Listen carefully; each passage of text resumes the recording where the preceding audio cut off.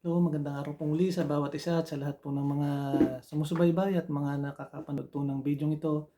Dalangin ko nga po na nasa mabuti kayong kalagayan at tayo nga po ay muling magbubulay-bulay sa salita ng Diyos at ating pong pag-aaralan ng kanyang salita at naniniwala po ako na napapanahon po ang ating pong pag-aaralan sa araw na ito at ito nga po yung matatagpuan natin sa Aklat ng Awit sa Psalm 46 verse 10. Be still and know that I am God.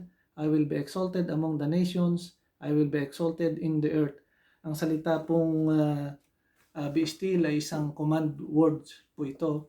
At sinasabihan niya ang kanyang mga tao na be still and know that I am God. Dahil alam po ng Panginoon na tayo ay merong trouble. Alam ng Panginoon kung ano ating kalagayan, kung nagwo-worry tayo, kung may sakit tayo, alam ng Panginoon yan. Pero ang sabi ng Panginoon ay, be still and know that I am God. Tingnan mo kung anong aking gagawin. Yun po ang salita ng Panginoon. At kung pag-aaralan po natin ang buong chapter ng Psalm 46 ay makikita po natin doon sa verse 1. Ang sabi po doon ay, God is our refuge and strength and ever-present help in trouble. Yung trouble po ay lagi po tayong may trouble. Hindi lamang po natin alam kung kailan dumarating. Katulad po ng nangyari sa atin sa panahon ngayon na meron po tayong pandemic. Ay bigla na lamang po nagkaroon tayo at hindi natin maintindihan o maunawaan. Meron po tayong takot, meron tayong trouble. At ang sabi po ng Panginoon ay be still. Mag-relax ka lang and know that I am God. Ang ibig pong sabihin ay mag-focus po tayo sa ating Panginoon. Dahil kung magpo-focus po tayo dun sa trouble ay tayo po ay masyadong maaapektuhan ng ating kalusugan, ng ating kaisipan. Pero ang sabi po ng Panginoon ay be still, mag-relax ka at ako ang bahala. Yan po ang sinasabi ng Panginoon. Marami pong kadahilanan ng trouble na pinanggagalingan po ang tao. Katulad po kung babasahin nga po natin ng buong chapter na ito, makikita po natin dyan na itin-translate ko po yung mga sinasabi dyan na sabi doon ay merong tayong mararanasan na earthquake, tsunami, kung meron wars. At hindi lamang po yun, meron po tayong personal na ikinatatakot din po, katulad po sa panahon ngayon na mawalan tayo ng hanap buhay, magkaroon ng collapse ang gobyerno, yung mga businesses mag-collapse. Marami pong trouble na pinanggagalingan, pero ang salita po ng Panginoong Diyos ay be still and know that I am God. Mag-focus po tayo sa ating Panginoong Diyos at ibigay po natin ang lahat po ng nararanasan natin, kabigatan natin, ibigay natin sa Panginoon, mag-focus tayo sa Kanya at magtiwala. Yun po isang pinakamahalaga, mag-trust po tayo sa ating Panginoong Diyos. At kung atin po itong pag-aaralan ay marami pong kadahilanan ng trouble ang makikita natin dito na nagkokos para po matakot ang tao, para dun sa mga trouble na yun ay matakot ang tao. Kaya tingnan natin yung mga bagay na ito, katulad po ng dun sa Psalm 107 verse 29, ang sabi po dun ay, He stilled the storm to a whisper, the waves of the sea hush. Ibig pong sabihin ay yung pong trouble ng storm ay kayang payapain ng Panginoon. Yung trouble ng waves na nagbibigay sa atin, yung waves ay kaya rin pong kalmahin ng Panginoon.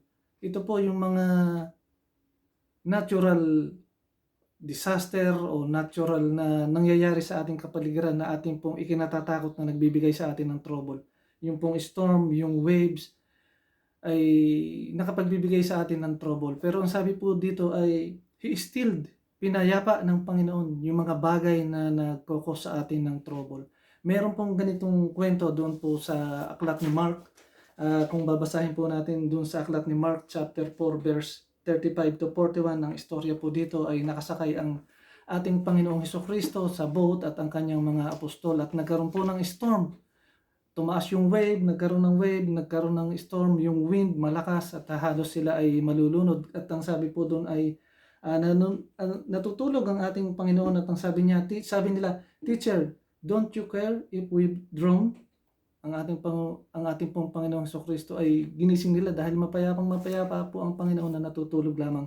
At sinabi po doon ay ginising nila ang Panginoong Jesucristo at ang Panginoon ay bumangon. Ang sabi po doon ay, quiet, be still. Ang sabi po ng Panginoon. Sino po ang sinabihan ng Panginoon na quiet, be still? At nakita po nila na ang storm po ay kumalma. Yung waves ay kumalma din po. Ang sabi po doon ay, Jesus command the storm to be still. At makikita po natin na ang mga apostol, ang sabi po nila ay, sino ang taong ito? Sino itong tao na ito na pati ang wave, ang storm ay napatitigil? Alam niyo po, matagal na po nilang kasama ang Panginoon, pero hindi pa po nila sapat na kilala, hindi pa po nila lubusang kilala ang ating Panginoon. Ang ating pong Panginoon ay Diyos. Wala pong imposible sa Kanya. Kaya po, ang sabi niya, be still. Pumayapa po yung storm, pumayapa yung wave. At ang kanila pong mata ngayon ay nakapokus sa Panginoon. Sa buhay po natin ngayon, sa buhay po natin, ng journey po ng buhay natin, sino po ba ang kasama natin sa journey ng ating buhay? Kung hindi pa po natin kasama ang Panginoon ay mag-isip-isip po tayo. Pero kung kasama na po natin ang Panginoon, pero hindi pa rin po natin siya lubusang kilala. Alam lamang po natin ang pangalan ng Panginoon. Pero yung lubusang pagkakilala sa Panginoon ay wala pa po doon. Kaya po ang sabi niya, be still and know that I am God. Ano man pong mga storm ang nararanasan natin ngayon, ano man pong trouble ang nararanasan natin ngayon, sa panahon na ngayon, ay sabi po ng salita ng Panginoon, be still. Kung ito man po ay nanggagaling sa labas, kung ito man mga trouble na ito ay nakapagdudulot sa atin ng takot, galing sa labas, kung meron kuminsan naman po galing ito sa loob, kung meron po tayong sakit, karamdaman, cancer, ay ito din po ay nakapagdudulot sa atin ng worry. Ito ay nagdudulot sa atin ng takot, hindi po natin alam ang kinabukasan natin. Marami pong storm ng buhay na tayo nararanasan, maraming trouble ng buhay tayo na nararanasan. Pero ang sabi po ng salita ng Diyos, be still and know that I am God. Kaya kung titingnan po natin ngayon, ang focus po ng mata ng mga apostol ay nasa ating pong Panginoong Jesucristo. Sino ito? Ang ating Panginoong Diyos. Ang ating Panginoong Jesucristo. Siya po ang Diyos. Kaya po niyang i-control lahat. Kaya po niyang pahintuin yung mga trouble na pinanggagalingan ng ating pagkatakot. Kayang-kaya po niya. Cancer, kaya niyang pahintuin. Sakit, kaya niyang pahintuin. COVID, kaya niyang pahintuin. Lahat po, kaya po niyang pahintuin ang trouble na sanhi ng trouble na kinatatakot po natin. Wala pong imposible sa Diyos. Ipinakita po ng ating Panginoong Jesucristo na wala pong imposible dahil siya ay Diyos. Kaya po, mag-focus po tayo, ibigay po natin ang trust sa Panginoon, magkaroon tayo ng tunay na pananampalataya sa Panginoon. Kung kulang po tayo ng pananampalataya, humingi po tayo na increase ng Panginoon ang ating pananampalataya at makikita po natin. Ang sabi po doon ay, I will be exalted among the nation. I will be exalted in the earth. Paano po itong mangyayari? Nung gawin po ng Panginoon na pahintuin po yung storm, yun po yung katibayan na siya ay Diyos at siya po ay ating i-exalt, na merong Diyos na kayang magpahinto ng storm ng buhay ko. Merong Diyos na kayang magpahinto ng sakit ko, karamdaman ko, pinagaling ng Panginoon. Ito po ang ating Diyos. Kaya po, tayo po ang mag-exalt, tayo ang magpapamalita ng kung ano po ang ginawa ng Panginoon. At sa ganyan po ay mag-glorify ang Panginoon, sa Kanya maibigay ang glory at ma-exalt po natin ang salita ng Panginoon. At sabi lamang po, ang kulamang po lang natin kung minsan ay tumawag sa Panginoon. Ano po, natutulog po siya at tinawag po siya ng kanyang mga apostol para ipakita ng Panginoon na kaya po niyang pahintuin ang ikinatatakot po ng mga apostol, yung storm. Takot na takot po sila, pero sabi po ng Panginoon, be still. At ngayon po ay hindi na po sila natakot, nawala po yung takot dahil kumalma na po yung storm. Gayun din po sa atin, kung ano man po yung nararanasan natin, storm natin.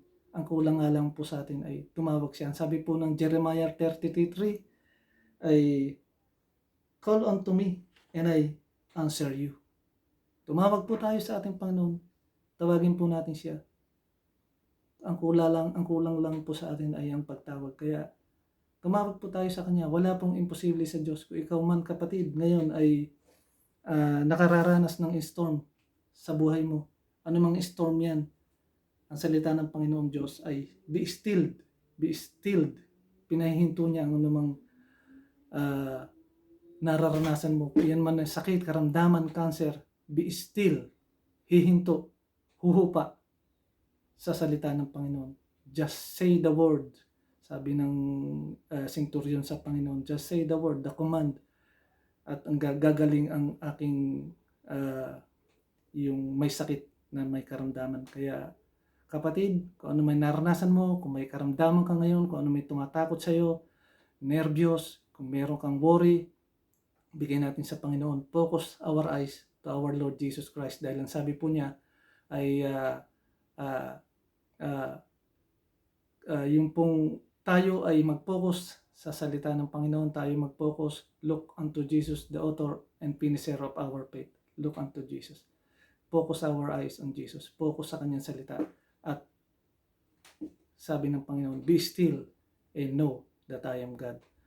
Kapatid, tayo magpe-pray kung ano man ang mga worry mo, kung ano man ang nararanasan mo, kung ano mang storm ng buhay mo ngayon. Sa pangalan ng Jesus, I pray in Jesus' name, be still, be calm in Jesus' name.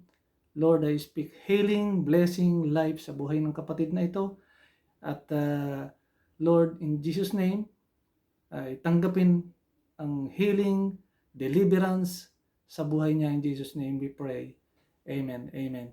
At kapatid, kung wala ka pang tunay na relasyon sa ating Panginoong Kristo, kung wala ka pang tunay na relationship, hindi mo pa siya tinatanggap bilang Panginoon Diyos, sariling tagapagligtas ng iyong buhay, ay sabihin niyo mo lamang ito ng taos sa iyong puso at ipahayag ng iyong labi. Sabihin mo, sumabay ka sa panalangin ito. Lord Jesus, naniniwala po ako na ikaw ay namatay at nabuhay na mag-uli upang bigyan ako ng buhay na walang hanggan. Inubuksan po sa iyo ang aking puso, ang aking buhay. Tinatanggap kita bilang aking Panginoon Diyos, sariling tagapagligtas. At mula ngayon ay i-guide niyo po ako, i-lead niyo po ako sa iyong katotohanan. In Jesus' name we pray. Kung tinanggap mo ang Panginoon, ang sabi po ng salita ng Diyos ay pinagkalooban ka ng karapatang maging anak ng Diyos, kaya napabilang ka sa pamilya ng Diyos. At congratulations. At kung sino man may sakit karamdaman, tumiwala ka sa Panginoon. Ang sabi ng Diyos, be still and know that I am God. Kayang pahintuin ng Diyos ang sakit karamdaman mo. Kayang pahintuin ng Diyos ang lahat ng bibigay sa iyo ng trouble. Kaya relax, be still, and know that our Lord is God. God bless you all. In Jesus' name we pray. Amen.